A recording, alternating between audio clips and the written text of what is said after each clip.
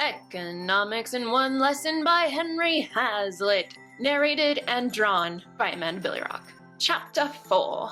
So aside from the air you breathe, and the smell of the ocean, and the tweeting of birds, nothing else is free.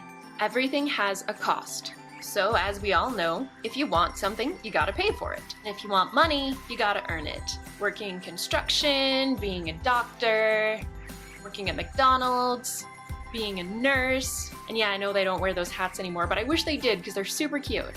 Or entertaining at children's parties as Groucho Marx, or perhaps even playing in a mariachi band. But what about when government spends money? For example, the stimulus bill that the Obama administration came out with a few years back. They claimed that it created some million of jobs. But that's not the whole truth.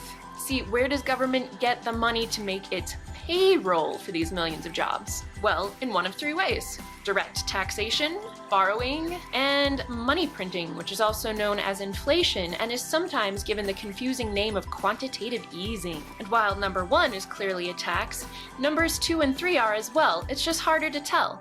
The money borrowed will be paid off by taxes in the future, and the money that's been inflated becomes worth less, so this is another form of taxation. So let's see what happens to private sector jobs when government sector jobs are created. When the Federal Arthritis and Musculoskeletal Interagency Coordinating Committee hires a new employee, somewhere a construction worker loses his job because the money that his employer was using to pay him has now been taxed away. When the Federal Citizens Stamp Advisory Committee hires a new federal worker, you guessed it, there goes a doctor somewhere.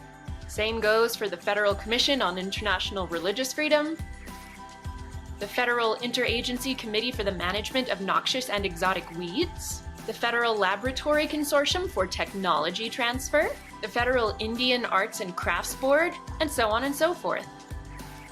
The average person sees these new jobs and thinks, hooray, we're fighting unemployment. But what they don't think about is the fact that every government job created destroys a private sector job. It's a law of economics. So if the Obama administration had been truthful, they would have followed up their original claim with, the stimulus bill also destroyed X million of jobs. There ain't no such thing as a free lunch.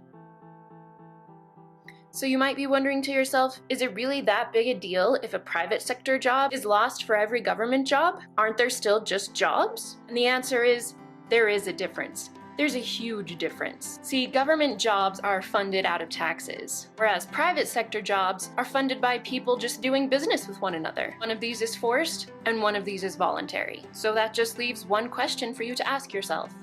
Would you rather live in the forced economy or the voluntary economy? Stay tuned for Chapter 5.